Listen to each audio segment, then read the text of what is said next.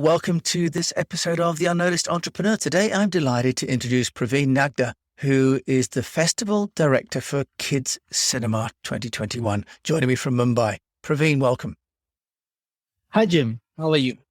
I'm well, and look, it's lovely to have a conversation with you. You and I know each other because of your Peregrine PR agency work in India, but you're an entrepreneur, and I'm going to ask you how you're helping other entrepreneurs get noticed, and I think specifically filmmaker entrepreneurs. Sure.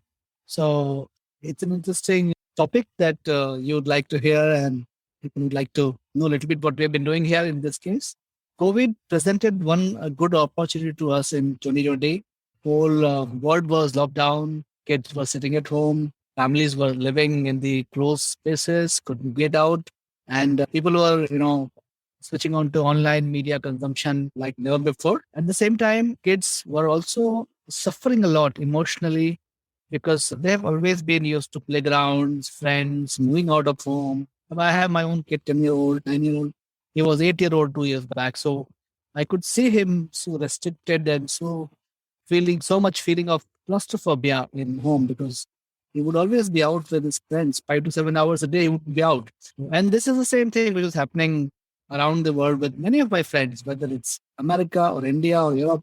All of us had that experience. Also, that was one angle. And second angle was COVID also provided a lot of challenges to us in our traditional businesses that we were doing. So one also was constantly exploring some new opportunities, some new avenues. So we thought, why not we do something which is an act of passion also, which becomes a long-term mission for me personally at the same time. Also brings in some kind of additional business opportunities that we can look at. So we planned to create online film festival for children. Film festivals are there. Kids film festivals, not too many of them. India has a few of them. Europe has a lot of them.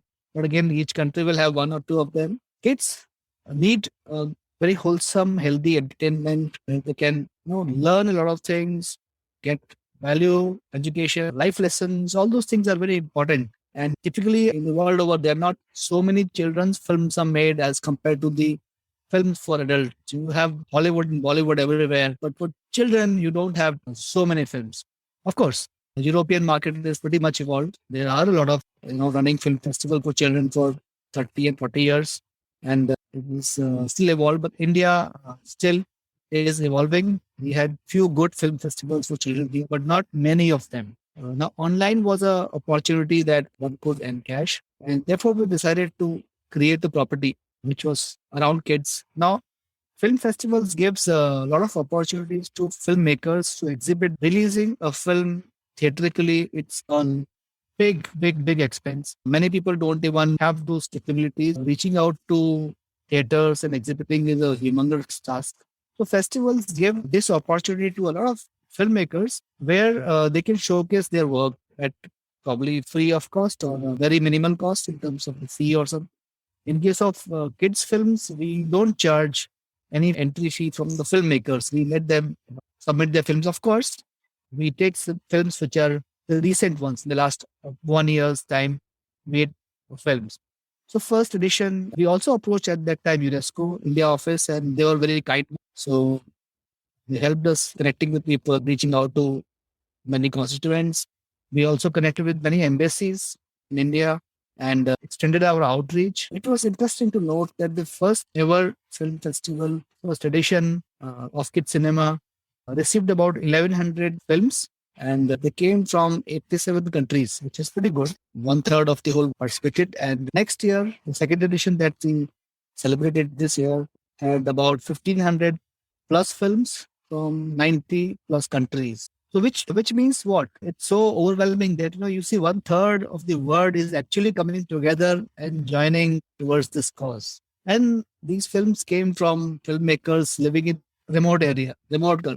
small countries from Africa, very small islands from different places, a number of films from Europe, a lot of films from Iran. There are countries which have sanctions. There are countries which have economic conditions don't allow this kind of culture which is there to grow.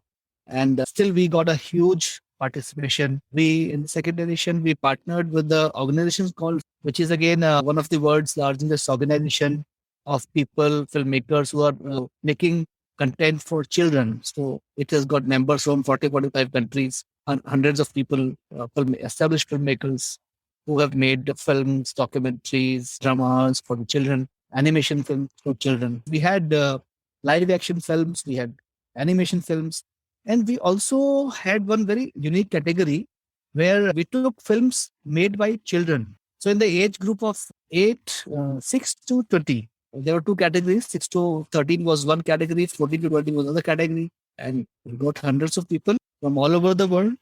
And amazing amount of creativity you can see there. What kind of beautiful animation films, small stories, large stories, very interesting creative work from children. Films is a universal medium. It can bind people. It doesn't even require audio. You can see kids watching films without audio, and they'll understand what's happening there. It's a very powerful tool of communication, and we experienced it. We found that, and it was very overwhelming experience for us to really connect the whole world together. The last year, when the first edition was a lot of learning for us, it was the beginning of a very mammoth task that we also did not believe how it will unfold, because when we started the festival, we didn't really know how many entries we'll get, how many participations we will get.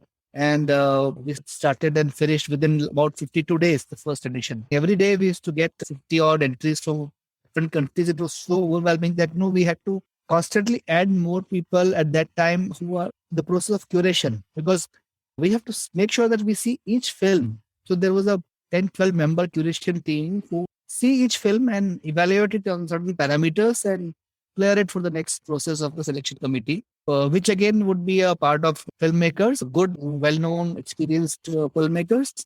We from the committee, they will go through it. And from there, the next step would be for the jury members. Some would be from Bollywood, some senior bureaucrats. So we had a very mix of interesting jury. They finally awarded the best films across different categories and all that.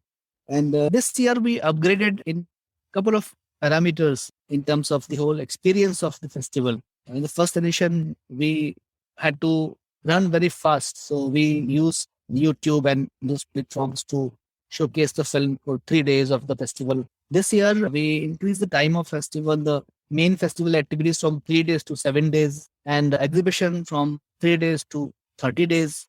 So if one wants to see all 40, 45 films which are there in the part of your official selection, one can see very comfortably sitting in the couch, in the bedroom or drawing room or whatever wherever they would want to, or in the garden simply using their handset mobile, they could do it. So we tied up with a platform called Movie Saints. Movie Saints is a platform, is a US based platform that delivers films via online medium on internet, and you can register, log in yourself and move to watching the film just like you would watch them in the theater. I mean, it's just like watching it on the computer, and you can choose the films. There are synopses of films. There are trailers of films available. So you actually can have a bit of experience, and then you can watch that whole film. And of course, there is a bit of revenue generation from there also. So whether it's a project of passion, but it still requires certain amount of investment, and both in terms of time and also money, because there are things which you have to do. Exhibition itself is an expense. How do you show the films? How do you get the people to watch the films? So people from across the world could actually watch those films. And therefore, it truly became an international kind of event. What we also did is, usually in festivals, on one hand, you support the filmmaker, you give them a platform to express their creativity, etc., etc. There are other things also there for kids, because it is eventually a kids event. So in the kids event, we do a lot of workshops for them for filmmaking. We do workshops on script writing. We do workshops on cinematography, etc. So one of the interesting workshops we had conducted by one gentleman called Ritesh Taksande, and he had created a specific course, mobile filmmaking, how you can use your mobile phone to make films. And youngsters would just love it, because nowadays the time of mobile, everybody has mobile. There are some nice apps which are there, and interestingly, these apps allow you to do pretty much good work, which is like your professional editing. So there are apps which allow you to edit films, apps which allow you to put overlay and edit that and give special effects and without any kind of watermark, without any kind of, distraction. And you can really put together a nice story. Besides that, this year, there was one more very interesting concept we had. Now, typically, most often what happens is that adults make films or the film content for children, and adults only judge them also. Now, this time we created a specific child jury of 5 kids, and we also asked them to review 2 of the film categories of short films. So, of course, we had 5 categories. So, in live action, we had long and short. Short films are less than 30 minutes, and long films were 30 to 90 minutes. So, we had live action, long short, animation, long short. We also had kids' films, kids' made films. So, we got this children jury to judge the short films in animation category and live action. And they all discussed, they evaluated.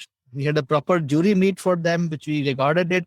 And then we arrived at a very scientifically, plus their thoughts and views subjectively, and we arrived and narrowed down to the prizes. So child jury awards were additional awards than the normal jury awards for those categories. So the normal jury also judged all categories, but for 2 categories we had child jury. In child jury, again we had a very good mix. So there was one celebrity child artist, there was a one classical dancer, there was a one young author, poet, and one theater person. So we had creatively inclined children to come together, form a jury, and watch the content made by adults for children to consume, and then judge them and give an award. So it was quite an interesting exercise in terms of involving the children and bringing them together. So that was a bit of a wholesome package that we could create for children. Praveen, that's an amazing explanation of what sounds like a Herculean effort to curate so much content from around the world. Can you tell us about how you got people to come and watch?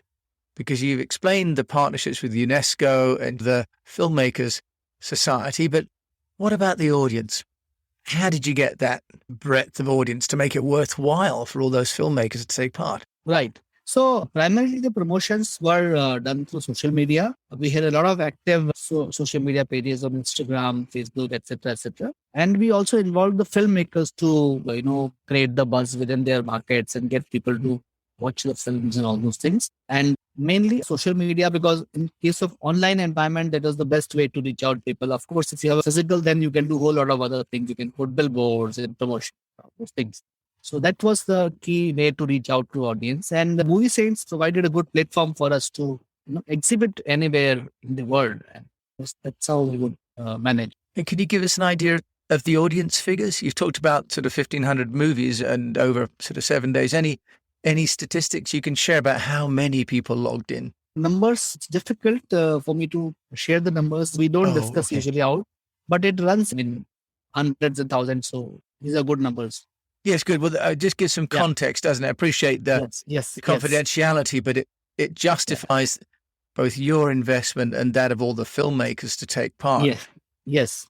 So you did mention, Praveen, about the financial aspect. From an entrepreneurial perspective, what was the business model then? Because if you've got a lot of people doing things for free, can you share how does it generate enough money at least to fund itself and to be sustainable for the future? Absolutely. So interestingly, usually these are all large-scale events and they require huge investment. However, having said this, COVID and online environment gave us an opportunity to create something like this at a very minimal cost in terms of expense at our side.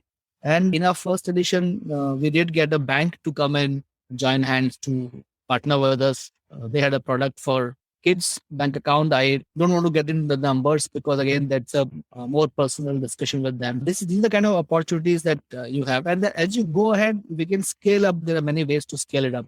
So one of the ways to scale up is to involve a lot of schools, create certain programs for them.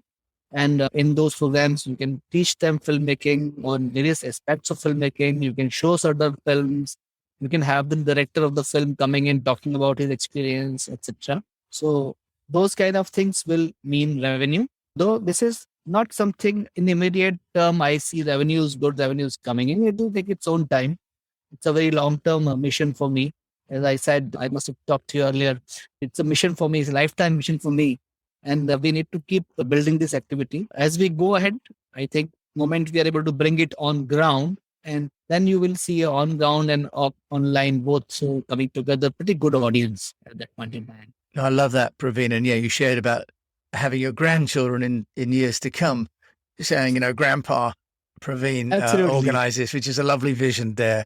In terms of the 2022, we still got COVID, still offline. Tell us just briefly what's the plan for this year? See, we started with COVID. First year, our theme was togetherness in distancing times.